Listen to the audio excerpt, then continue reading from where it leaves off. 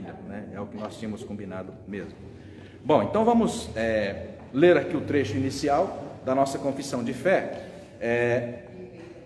Os que eficazmente são chamados e regenerados, tendo sido criado neles um novo coração e um novo espírito, são, além disso, santificados real e pessoalmente pela virtude da morte e ressurreição de Cristo, por sua palavra e por seu Espírito que neles habita. O domínio de todo o corpo do pecado é destruído. O domínio de todo o corpo do pecado é destruído. As suas várias concupiscências são mais e mais enfraquecidas e mortificadas, e eles são mais e mais vivificados, e fortalecidos em todas as graças salvadoras para a prática da verdadeira santidade, sem a qual ninguém verá o Senhor. Pois bem, ainda falando sobre o tema da santificação, essa revista da nossa denominação é de 2016, e esse material, quando eu era secretário de Educação Cristã da IPI do Brasil, eu preparei percebendo uma necessidade no Arraial Presbiteriano Independente, no Brasil afora, sobre esse tema, né? Tem muita coisa sobre Espírito Santo e sobre santificação, como literatura, vídeos na internet, mas, modéstia à parte falando, a maioria destoa bastante do que a gente crê, da nossa teologia. Então, diante disso, eu me propus a preparar esse material. Então, não sei se vocês já utilizaram esse texto aqui com outros pastores no passado, mas vou também deixar vocês olharem aí, mostrar para você que está em casa, né? O Espírito da Vida e a Vida no Espírito. Tem para comprar lá no site da Pendão Real, se você quiser. Só o bloco do meio aqui, porque são 3 blocos, né? Um bloco de teologia bíblica, um bloco de teologia que a gente chama de dogma, né? E depois um bloco de experiências pessoais com o Espírito Santo. Só o bloco do meio, as 4 lições são: a ação transformadora do Espírito Santo, a ação consoladora do Espírito Santo, a ação capacitadora do Espírito Santo e a ação antecipadora do Espírito Santo. Não vou falar sobre o tema aqui porque é muito longo. Quem sabe numa outra ocasião a gente inicia, ou às quartas ou aos domingos, né, uma série de estudos sobre esse tema aqui. Dá licença um pouquinho, vou passar também aí para vocês. Bom, eu vou começar com vocês para falarmos sobre esse tema usando uma ilustração, né? A doutrina da santificação, Milton, é trabalhada na confissão de fé, né, depois de 2 outras doutrinas: a doutrina da regeneração e a doutrina da justificação. Já passamos por elas aqui, né? Então, a justificação, por exemplo, é a justiça de Deus que condena o pecado, só que condena a partir de Cristo, daí a morte e a ressurreição. Então, o pecado não foi perdoado simplesmente porque Deus é generoso. O preço do pecado foi pago. Essa aí é o DNA da teologia paulina. Não vamos botar no tema que nós já estudamos, a não ser que haja dúvida, você pode perguntar. Uma vez justificados em Cristo, nós somos regenerados. Uma leitura bem conhecida é: morremos, Paulo fala em Colossenses, fomos sepultados com o pecado e renascemos para uma vida nova. Então, justificados, a justiça foi feita, o pecado foi pago na cruz. Regenerados por aquele pecado, nós somos regenerados, ou seja, nascemos de novo, nascemos para uma nova vida. Agora essa nova vida marcada pela presença ininterrupta, pela morada, palavra aqui, né? Pela morada do Santo de Deus em nós. E aí o terceiro ponto é a santificação. É disso que nós vamos falar hoje aqui. Então, a ilustração é a seguinte: tente imaginar um prédio de 20 andares, muito alto. E nós aqui, vamos pegar aqui, o presbítero Denilson não veio hoje, ele que é bombadinho, né? Então eu estava ouvindo em casa, né, Denilson? Vou falar bem de você, tá? Então imagina o Denilson bem treinado, vai para academia, tal, faz exercício, então tem um corpo bem treinado. Acho que o Juliano também, né, Juliano? Ou não? Não faz? Faz, né? Academia, a Bina, aperta a mão da Bina ali, você vê que, né, anda 100 km de bicicleta e tal. Imagina a cena: Deus te dá um cabo de aço bem comprido para atender aquela altura de 20 metros, ou de 20 andares não, 60 metros, né?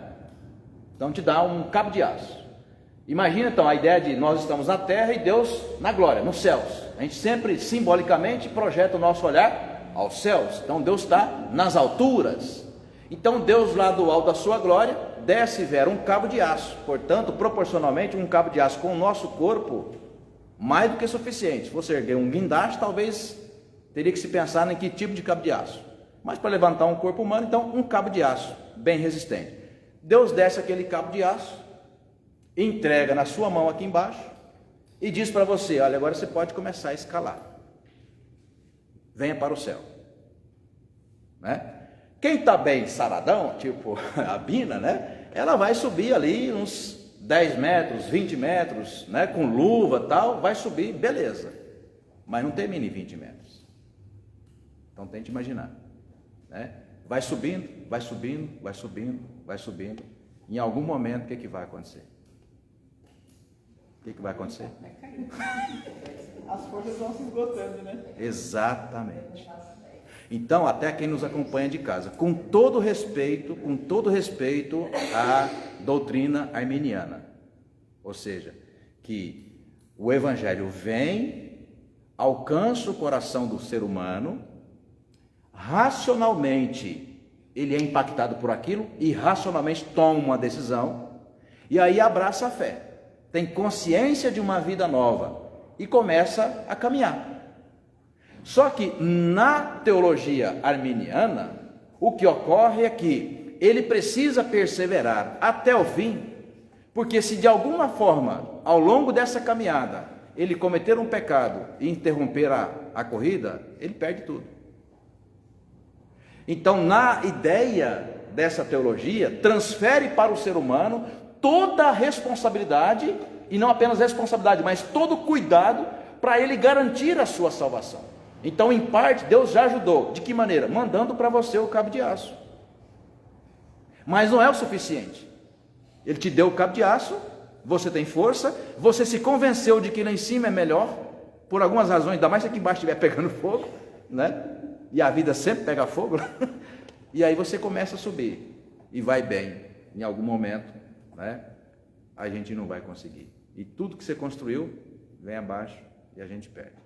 Então nós presbiterianos, agora saindo da ilustração, nós presbiterianos, né, respeitamos essa doutrina, mas cremos, como já falamos aqui tantas vezes, Deus faz tudo, do começo ao fim.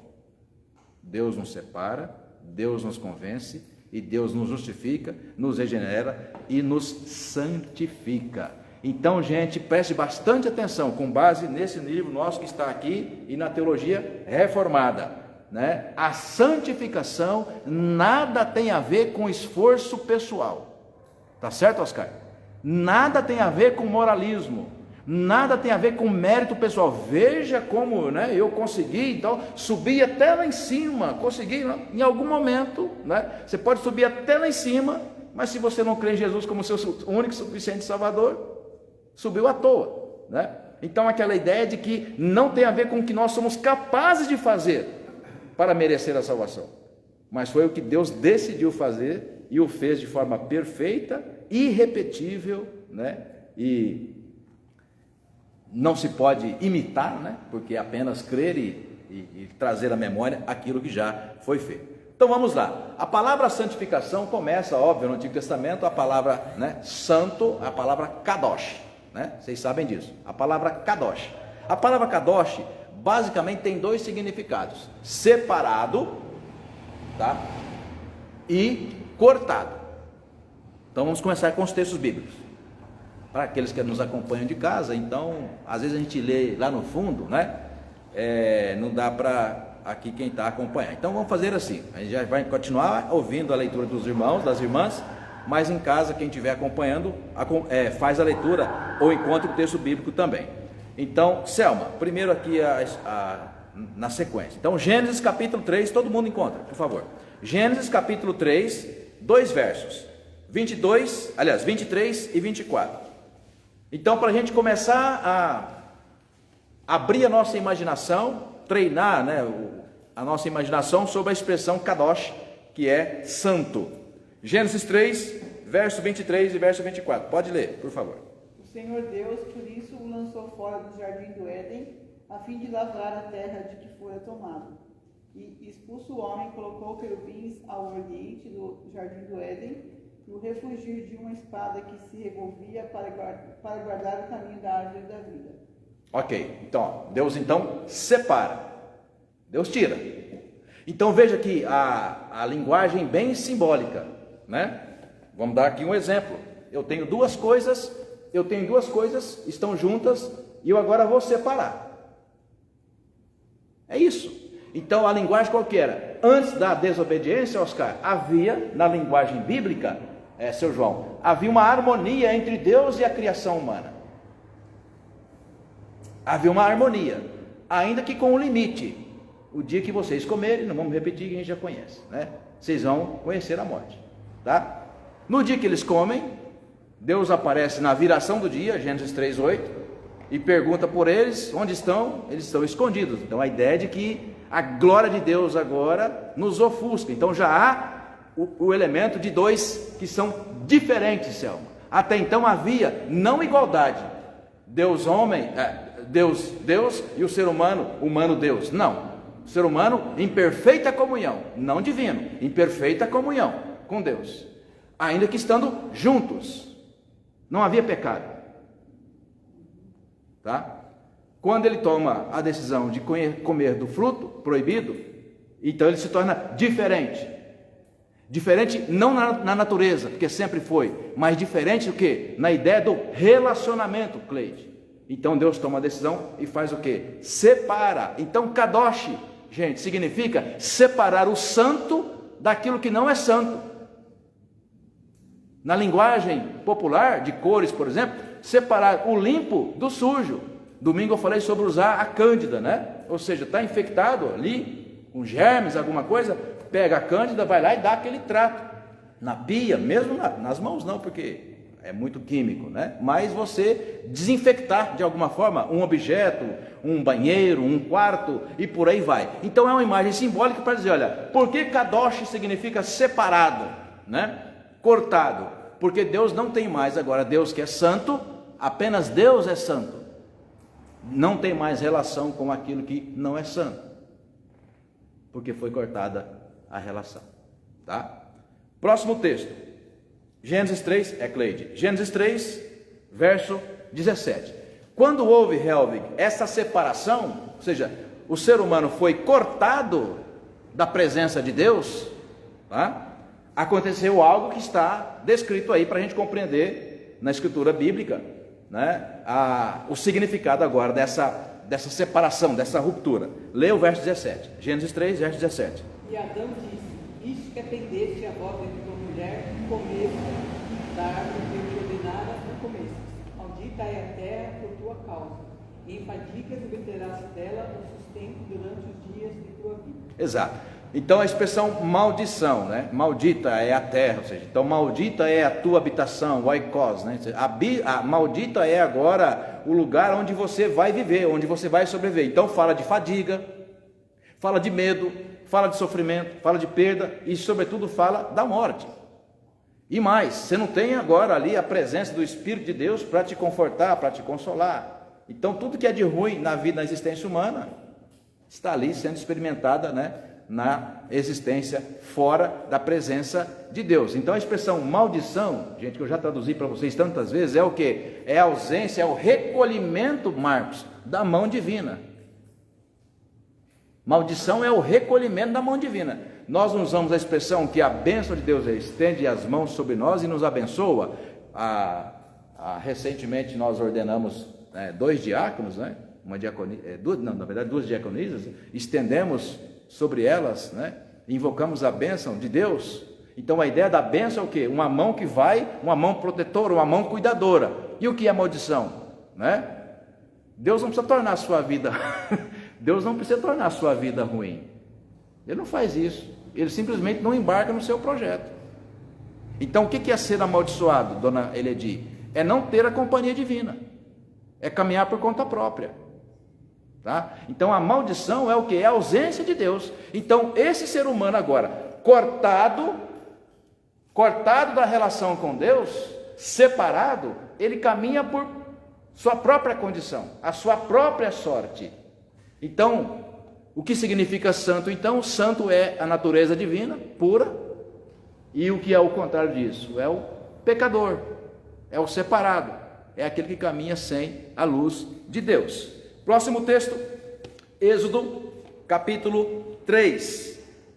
Milton, Êxodo, capítulo 3, você que acompanha de casa, o tema agora é apenas Deus é santo, só Deus é santo, e sem exceção, igreja, toda vez que você encontrar na Escritura, Antigo e Novo Testamentos, a referência ou as referências da aparição de Deus, toda vez que Deus aparece, o lugar onde aparece torna-se santo.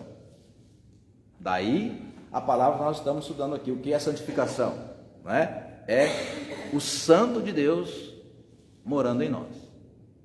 Porque esse lugar é sagrado, é santo, porque nós cremos que ele foi erigido, ele foi levantado, Helvig, para o quê? Cultuar a presença de Deus. E tem toda a base bíblica para a gente falar sobre isso. Então, Êxodo, capítulo 3, versos 4 e 5, pode ler, irmão. Vendo o Senhor que ele se voltara para ver Deus no meio da sarça, o chamou e disse: Moisés, Moisés. Ele respondeu: Eis-me aqui. Deus continuou: Não te chegues para cá, tira as sandálias dos pés, porque o lugar que estás é terra santa. Olha que coisa linda, gente, né? Então Deus aparece, então Deus é santo, e ele aparece diante daquilo que não é santo. E você tem várias linguagens aí para dizer porque há essa separação entre o santo e o que não é santo, entre o que é perfeito e o que é imperfeito, entre a glória de Deus e a pobreza humana. Então ele fala, tira as sandálias. A ideia das sandálias lembra mesmo a sujeira. Aliás, a sinagoga manteve isso, né? Para entrar numa sinagoga precisa tirar mesmo os sapatos, numa mesquita. Então percebe toda aquela ideia de que a pureza é o oposto daquilo que é sujeira. Então, tire as sandálias, porque o lugar onde está pisando é terra santa. Por que a ideia da terra santa? Aquele lugar não, porque Deus apareceu ali. Deus está naquele lugar. Outro texto, que o Oscar vai ler. Todo mundo encontra, gente. Esse texto é extraordinário. Vou pedir para todo mundo encontrar, ainda que a gente ouça a leitura feita pelo Oscar. Segundo de Crônicas, né? Capítulo 5.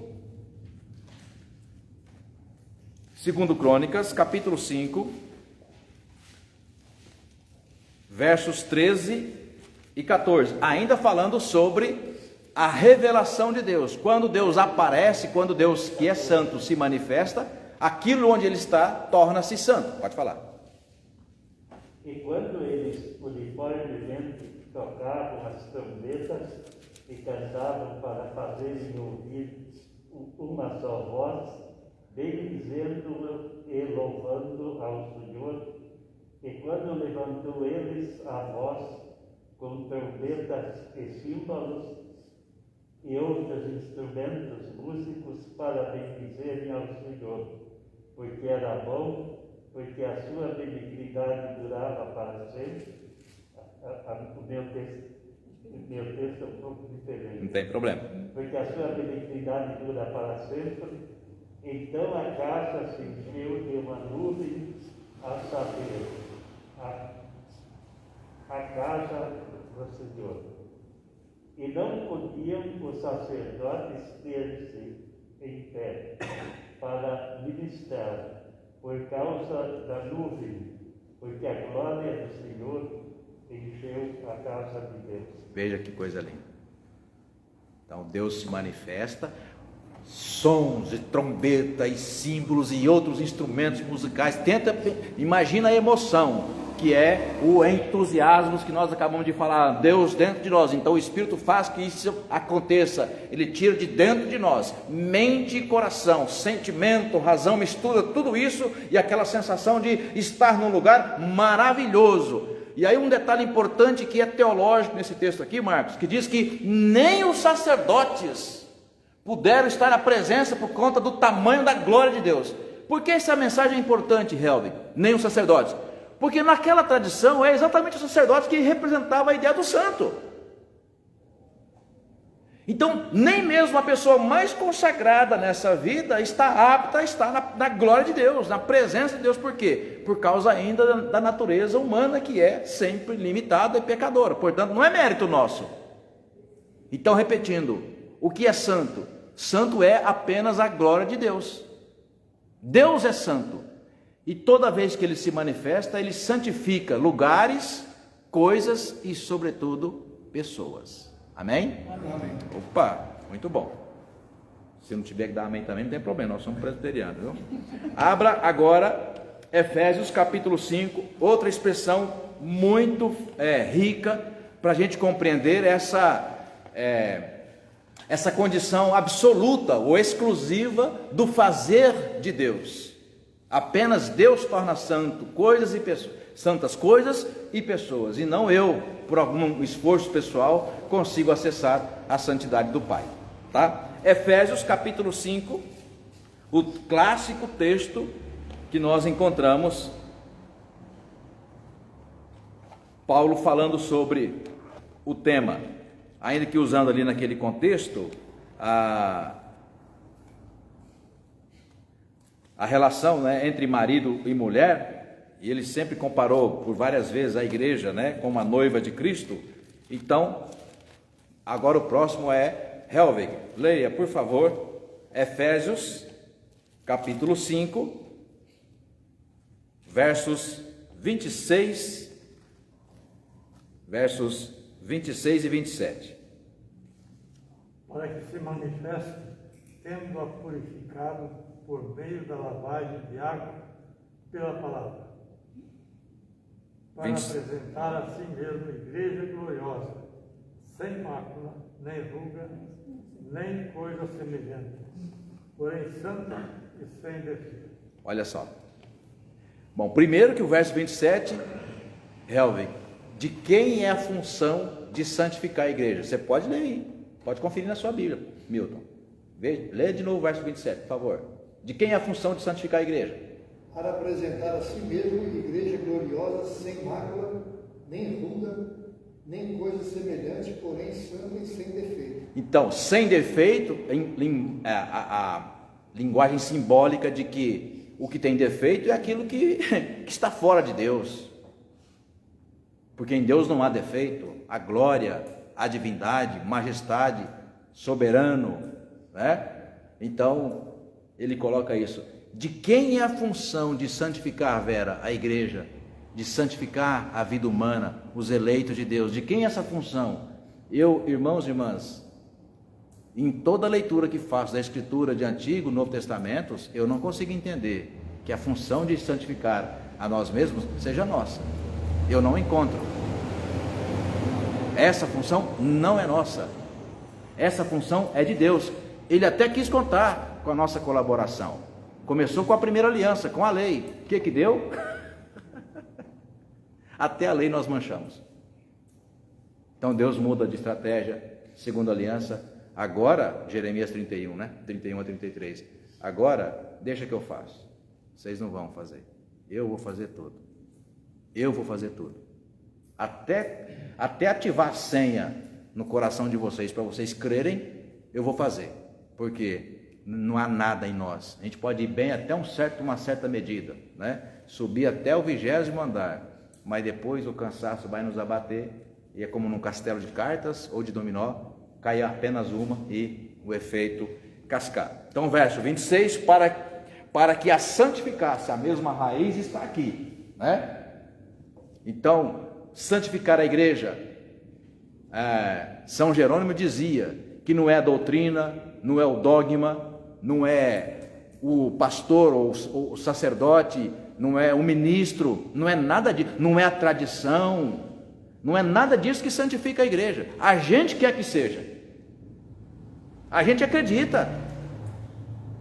Olha, nosso pastor, um homem de Deus, e é isso, aquilo outro. Olha, o presbítero A, presbítero C. Não, uma igreja aqui é séria, uma igreja que cuida da doutrina. Tudo isso é ótimo, maravilhoso, serve para a nossa instrução e acolhimento na comunhão da igreja sempre. Mas a função de tornar santa a igreja é divina, é dele. Ao contrário, a gente põe a mão e mancha, e ele vem e limpa, santifica. apresentá-la a si. E um detalhe, verso 27, para apresentar a quem, Marcos? A igreja. Para quem? Para Ele. Deus vai fazer tudo isso para que Ele próprio se agrade da sua obra e não nós, né? Então, irmãos, há clareza nesse tema, a clareza bíblica, a clareza teológica, a clareza dogmática. Não há confusão. Nós é que fazemos confusão muitas vezes por conta de achar que nós merecemos mais do que outros, ou os outros merecem mais do que a gente, tá? Então, resumindo, a tarefa da exclusividade, de consagrar, de santificar coisas, lugares e pessoas, desde o Antigo Testamento até o Novo Testamento, essa função é divina. Gente, alguma pergunta até aqui? Vamos caminhar? Próxima passagem. Vamos abrir o texto de novo no Novo Testamento, João, capítulo 16, agora o próximo a ler, Dona Eledi. Texto conhecido, Evangelho de João, capítulo 16, verso de número 8.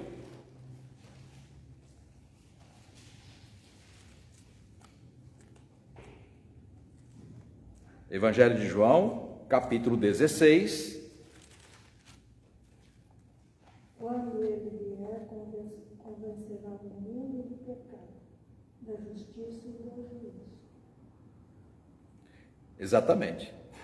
E Jesus está falando, prometendo, ali é no contexto da ressurreição, né? Os discípulos preocupados, porque agora sem Jesus, sem o Mestre, o que fazer, né?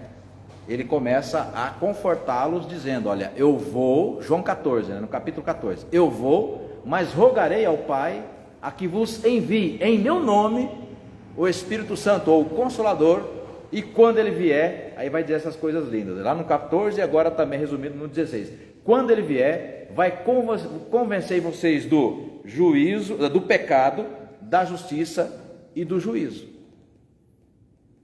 Colado nisso, Marcos, agora abre o texto colado nesse, para a gente comparar as duas leituras agora, Antigo com o Novo Testamento, né? Jeremias 20, verso 7, o clássico verso 7, Oscar, a gente vai ver a leitura, Jeremias 20, verso 7. Bom, lembrando que aqui o próprio Jesus, Selma, está dizendo para os seus ouvintes, olha, quando o Consolador vier, quando o Espírito Santo, aliás a palavra Espírito Santo, olha só, então Espírito em grego é pneuma, é vento. Lembra quando a gente acabou de ler Crônicas, que um símbolo que foi utilizado para interpretar aquele momento de glória ali é o quê? A nuvem. O que é nuvem? É uma mistura, cadê os cientistas aí, né?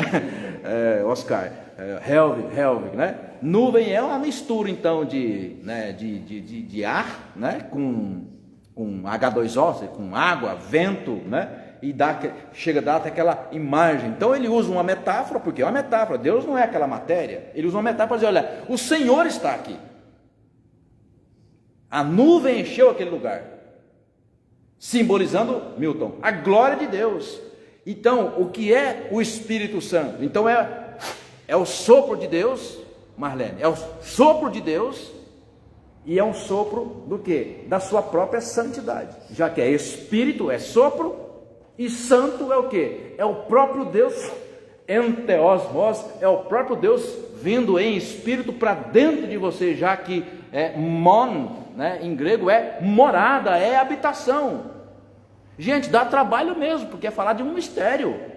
Se fosse simples, né, não precisaríamos estudar tanto, ler tanto a Escritura, maratonar na Escritura. Não terminou abril não, hein, gente? Estamos maratonando ainda, né? Tá certo? Encontrou, Marcos, por favor, Jeremias 20, versículo 7. Persuadiste-me, ó Senhor, e persuadido fiquei. Mais forte foste do que eu, e prevaleceste. Sirvo de escárnio todo dia, cada um deles zomba de mim. Exatamente. Então, ele incomodado em ter que profetizar, falar do projeto de Deus, do julgamento de Deus, condenação do pecado, denunciar a injustiça, tudo aquilo que fazia um profeta no Antigo Testamento, Toda vez que ele fazia era, né, preso, açoitado, humilhado, cuspido. Chega uma hora que ele não aguento mais, vou parar. Verso 9, depois quando você ler, você vai encontrar isso. Vou parar, não vou pregar mais. Mas de repente o que acontece? Acontece, né, o enteosmose, vem o sopro de Deus dentro de si, dentro de Jeremias, Milton, e ele simplesmente não consegue parar de profetizar. Por quê? Porque é chamado de Deus. Aí vem a expressão, persuadiste-me. Tem uma tradução que diz, né, seduziste-me. Assim mais ou menos quando 60 anos atrás, já ouvi a história, né? Os olhos do Helwig miraram na dona Eledi, pronto, né? Pronto, está tudo dominado, né? Mas qual que é essa ideia? A ideia é de que você não teve força para reagir, porque aquilo foi tão encantador, foi tão convincente. Não precisa dizer mais nada, né? Mais de 60, né? Porque tem o tempo de namoro também, percebe? Então eu gosto da tradução seduziste-me e seduzido fiquei, mais forte foste e prevaleceste. Então, irmãos e irmãs, não é a gente que faz, não é Deus quem faz. Ele faz, vem para dentro de nós, sopra, te convence. Aí a ligação de Jeremias 20 com João 16 está perfeita, né? Lá, persuadiste-me, Senhor, foste mais forte, prevaleceste. João, o próprio Jesus falando, né? Quando ele vier, vos convencerá. Olha, quando é que alguém te convence? Né? Não é vendendo fazendo aspas aqui para brincar. Eu até coloquei no Facebook, sai para lá, Satanás. Aquelas mensagens que você recebe, né? Aí, ô seu Adilson, está aqui 90 mil reais, 90.300 reais, não é só 90 mil, não, 90.300 reais é disponível para o senhor comprar um carro novo. Quem disse? Bênção não vem assim, né? Isso é maldição, está amarrado em nome de Jesus, né? Bom, então aquela ideia de que aquilo não me convenceu, então não foi mais forte do que eu. Então a expressão, né, quando ele vier vos convencerá, significa que os argumentos usados foram mais, não quero ser redundante, convincente, foram mais fortes do que os seus para defender, e você então cede. Não, pronto, onde que eu assino? Onde que eu assino? Né? Onde que eu assino? Percebe? Quando ele vier, vai nos convencer. Então quem nos convence de que nós estamos cortados, Selma, de Deus, já que a palavra é convencer do pecado, do juízo e da justiça? Quem nos convence do pecado? Né? É um medo de ir para o inferno? É a religião batendo? O texto que o senhor me mandou ontem, né? Aquela luta insana para você ser perfeito? Não, não é nada disso. Isso quem faz é a gente. E não é suficiente. É como um cabo de aço. Você vai bem até uma certa altura. Depois, quando você cai, tudo que você construiu, né? Então, não. Deus faz tudo. A ponto até de soprar seu espírito para dentro de nós. Mente e coração nos convence de que para estar na santidade, comunhão com o Pai, precisamos em absoluto do agir de Deus. Amém? Amém. Próximo. Joel, profeta Joel, é difícil de achar, e sobrou para Vera, né? Joel, capítulo 2, verso 28.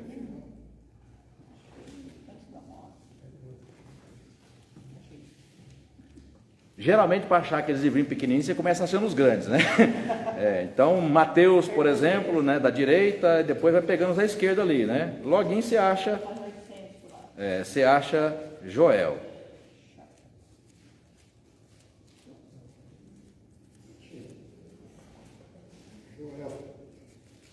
Capítulo 2. E irmãos e irmãs, no estudo da teologia, no seminário, na faculdade, esse capítulo de Joel 2 sempre é interpretado como uma profecia do que seria o agir do Espírito Santo, quem ele é e o que ele faria no Novo Testamento. Por exemplo, então, Atos 2, de 1 a 4, é uma expressão interpretada, né, chamada de cumprimento da profecia de Joel. E eu vou explicar aqui, né, aonde se encaixa no tema da santificação. Vera, pode ler Na verdade, ver o 28 e o 29, por favor. E acontecerá, depois que derramarei o meu espírito sobre toda a carne, vosso filho e vossas filhas profetizarão, vossos velhos sonharão e vossos jovens terão visões. Até sobre os servos e sobre as servas derramarei o meu espírito na vida. É lindo demais. O que é interessante é que ele pega a configuração das culturas, dos povos, as diversidades e une tudo para dizer, olha, o projeto de Deus, ninguém ficará de fora. Então ele fala idosos, jovens, crianças, né? Ele fala mulheres, que até então era, né, sempre, Bina, separada, colocada de lado, sofrendo, né, diminuição de valor. E no verso 29 fecha com chave de ouro, né? Porque eu nem gosto da expressão até, porque parece que é como se fosse de segunda categoria. Mas ele diz, até sobre os escravos, porque a palavra servo aqui é escravo, né? Ou seja, até sobre os escravos e sobre as escravas derramarei o meu espírito. A ideia de derramar, gente, é muito mais do que nuvem. A ideia de derramar é aquilo que sobra, aquilo que é abundante. Derramar é deixar a abundância da água escorrer, e a água escorre mesmo, ainda mais quando era onde que não podia cair, né? Vai naqueles, imagina, relógio, né? Uma coisinha de nada aqui, aí fica embaçado a gema, como é que entra água ali? Um negócio tão protegido, mas entra, porque a água é poderosa. Então a expressão aqui significa generosidade. Naqueles dias, ou seja, quando cumprir o tempo da promessa de Deus, vou derramar o meu espírito. Quando você vai ler, Selma, Atos 2, de 1 a 4, o que acontece? É o derramamento do espírito. E um detalhe, não é sobre os apóstolos, aliás, outro dia eu preguei sobre esse texto aqui. Não é só sobre os apóstolos e diáconos, sobre 120 pessoas, Marcos.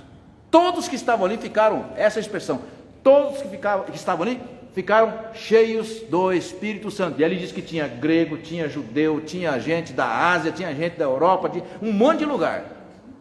Porque Jerusalém era uma Babilônia, né? Como é hoje. Não fui ainda, acho que o senhor Oscar já foi, né, em Nova York. Já foi em Nova York? Não, né? Diz que ali, já ouvi falar várias vezes isso, né?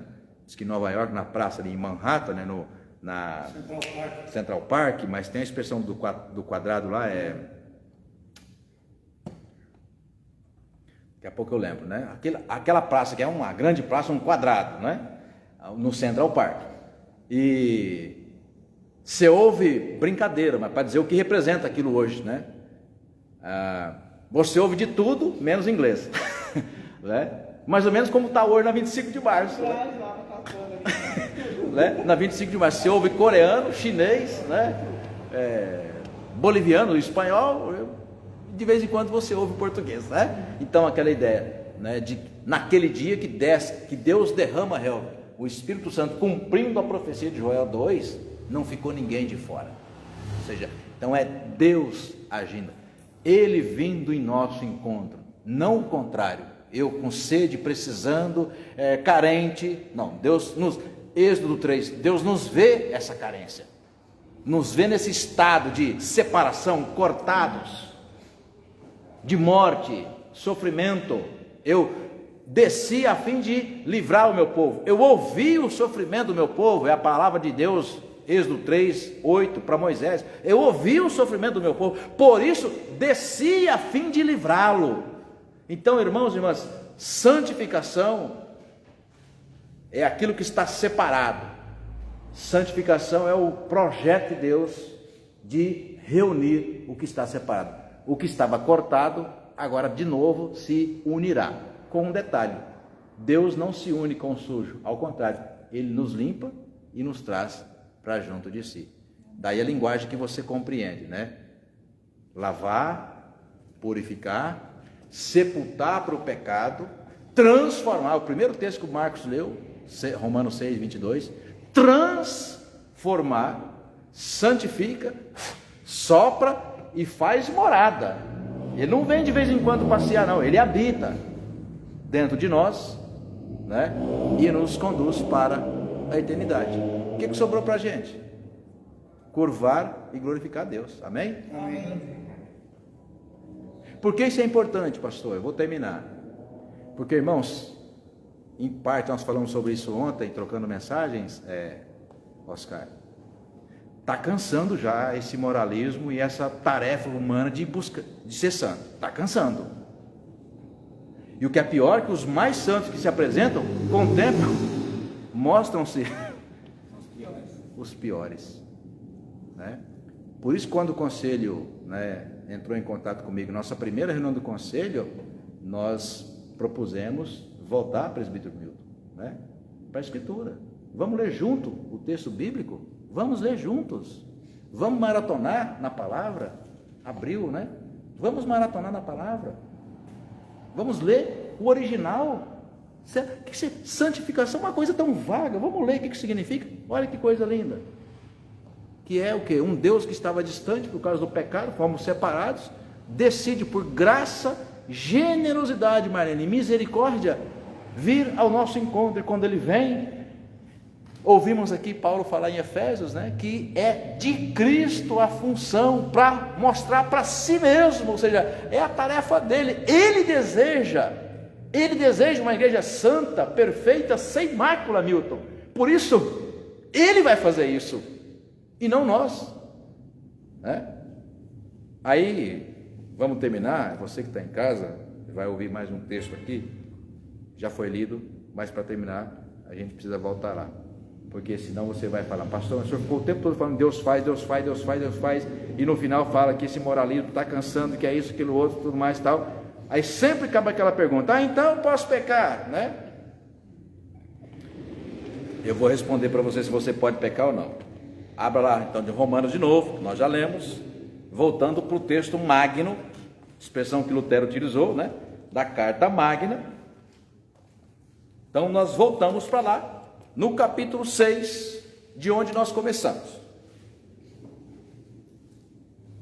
Então, quando você ouve um pastor presbiteriano independente dizer, né, que Deus faz tudo, até soprar santidade, ele sopra. Você já usou, claro, quem nunca usou, né? Você pega ali uma panela não, porque senão as mulheres vão brigar comigo. Você pega ali um objeto que você não usa muito, estava debaixo da pia ali, você pegou aquilo lá e estava empoeirado, você vai... sopra para dar aquela primeira limpeza básica, né? Aí, então a ideia do sopro aqui é uma simbologia. Então dizer, olha, Deus afasta a impureza de nós, nos limpa. Na verdade, usar a expressão de Paulo, Vera, ele nos mata. Paulo usa a expressão pesada em Colossenses. Nós fomos sepultados por o pecado e nascemos para uma vida nova. Mas por que a gente ainda continua a pecar? Porque nós temos uma natureza velha. Só que com um detalhe, Deus põe um hospedeiro lá. Ele põe aqui, ó, e aqui, ó, o Espírito Santo. Olha só, vocês não de casa, só para vocês acompanharem, viu? Não sei se vai dar para ver, mas aqui a expressão é essa daqui. Hagiasmon, né? Hagios é santo e mon é eu, ou morar. Então ele vem para dentro de nós e passa a morar em nós. Por isso que você não peca em paz, tá? Crente genuinamente convertido não peca em paz. Cada pecado que ele comete, a vida espiritual vira um trapo, a consciência vai na lama. E um detalhe, mesmo sem que o outro saiba que você tenha pecado. Portanto, não é com o outro, não. O seu compromisso não é com o outro. O problema é que o cristianismo protestante se especializou nisso, né? Na desenvolvimento da moral. Gente, moral são relações sociais, regras para as pessoas viverem em sociedade. Não é disso que está falando o Evangelho, a santificação. A santificação está falando de mudança de vida, só que de uma relação do indivíduo com Deus. É uma coisa pessoal. Só é social quando todos que são convertidos se unem para adorar a Deus. Agora, na relação de santificação, é individual. Por quê? Porque ele vai para dentro de você. Ele passa a morar em você. Então, Paulo, com outras palavras, verso 15. E daí? Vemos de pecado. Olha que coisa linda, gente. Não sobra nada, né? verso 15, capítulo 6 de Romanos, verso 15. E daí? Havemos de pecar porque não estamos debaixo da lei e sim da graça? Ele fala: de modo nenhum. Não sabeis que daquele a quem vos ofereceis como servos para a obediência, desse mesmo a quem obedeceis, sois servos ou escravos, seja do pecado para a morte ou da obediência para a justiça? Mas graças a Deus, porque outrora, portanto, antes dessa experiência pessoal com o Espírito Santo, escravos, dominados do pecado, portanto, sem ser antes convencidos do pecado, do juízo, da justiça, pelo Espírito Santo, escravos do pecado, contudo, viestes a obedecer de coração à forma de doutrina a que fostes entregues. E uma vez libertados do pecado, fostes feitos, olha a expressão, fostes feito, ou seja, Deus fez isso. Fostes feito. Né? Quando você vai no cabeleireiro, ele faz o... Né? Mas, pastor, pode falar. Paulo também, né, no capítulo 12, versículo 2, ele dá a ideia, né, que nós não devemos ficar passivos diante disso. Né? Então ele diz assim: e não tomeis a forma do mundo, mas transformai-vos. Quer dizer, então diante dessa santidade, a gente também, se ficar totalmente passivo, não vai acontecer nada. Mas nós não ficamos passivos. Nós não ficamos passivos. Por quê? Porque ele nos convence. Sim. Então, quando ele nos convence, bom, o convencimento é esse: o senhor vai passar a agir, porque ele te convenceu. Então, vou usar de novo a linguagem, né, do empréstimo. Aí você passa na cabeça: pô, eu vou andar de carro novo, né? Né, Marlene? Marlene nem gosta de dirigir, né? Vou andar de carro novo. Ou então, vou comprar um celular novo. Né? Vai enfrentar lá umas 12, 24, 36, né, prestações, mas vou andar. Então, há um convencimento. Primeiro há uma provocação. É racional, você percebe, você sabe o que está acontecendo, mas também é sentimental. Então, assim, quando eu falo passivo no sentido de projeto, de iniciativa, Deus faz, ele começa. Só que ele age aí de forma, e aí nós estamos falando na cultura grega, né, o berço da civilização ocidental, ele age aqui. Então percebe a preocupação de Paulo? Nós não ficamos passivos, porque ele age na nossa consciência. Ele só é mais forte, ele nos convence, né? E coloca sentimento também, dá aquela ideia de que, claro, há uma participação humana, e é aí que entra historicamente a briga, porque querem saber qual o grau de participação. Já chegou-se a dizer 50%. 50%. Então você pega ali o cabo de aço e vai subir até onde? Os seus 50% são 10, são 20 andares, você subiu 10, tá, e aí? E se você cansar? Ou se cometer um pecado grave, como alguma denominação de algum pecado, se cometeu não pode voltar mais? Percebe? Né? Então, não acredito que nós somos passivos, até por essas expressões, né? É aqui, até porque o texto que o senhor citou de Romanos 12, vamos achar o texto lá e terminar. Já prometi 50 vezes que vou terminar e passamos só 3 minutos. Romanos 12, último texto, verso 2. Na verdade, verso 1 e verso 2. Romanos 12, verso 1 e verso 2. Olha só.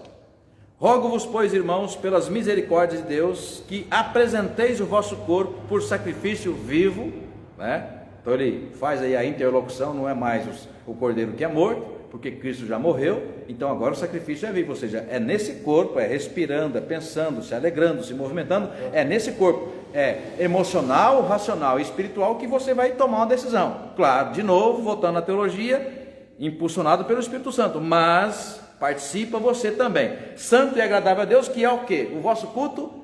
A palavra aí não é racional, é uma tradução infeliz. A palavra grega aí é logikos. Sabe o que é logikos?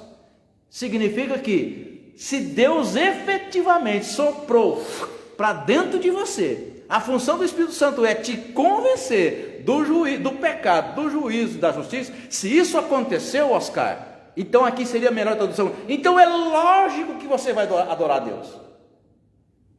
Como 2 mais 2 são 4.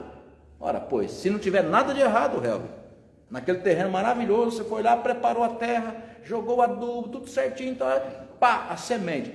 Se nada dá errado, pode contar. 8 dias, 10 dias, começa ali a brotar, dependendo do que for a semente, né? Se nada dá errado, o que pode dar errado? Coisas que de alguma forma estão dentro do conhecimento humano. Mas aqui o Paulo está colocando é que, feito isso, se Deus de fato fez isso em nós, em Cristo, na ação do Espírito, fez tudo isso e nos convenceu, nos persuadiu, nos seduziu, então é lógico que nós vamos oferecer louvor a Deus. Por isso que não faz sentido um crente que se diz genuinamente convertido, como João 3 fala, viver continuamente na prática do pecado. Por quê? Se nós fomos transformados, libertos do pecado, habitados pelo Espírito Santo, então é lógico que nós vamos oferecer, né, um culto agradável a Deus. Portanto, verso 2, e não vos conformeis, ou seja, não tomem a forma desse mundo, né, que jaz no maligno, com este século, mas, de novo, né, a palavra